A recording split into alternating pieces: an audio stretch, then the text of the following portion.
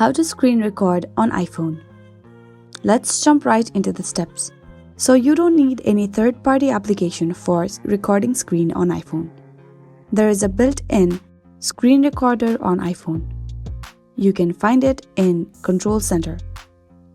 Open your Control Center and in the bottom right corner you can see this. When you go ahead and tap on it, the recording will start. So how to bring this in your Control Center? Open your settings and then tap on Control Center. The controls above are all in Control Center and the controls in the bottom are not in your Control Center yet. To add, you just want to tap on plus sign in the left hand side corner. You just have to make sure that screen recording is included in Control Center.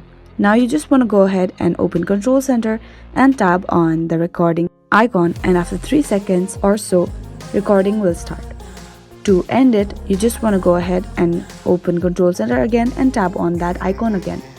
So that is how to screen record on iPhone. I really hope this video helped you out. Thank you so much for watching till the very end.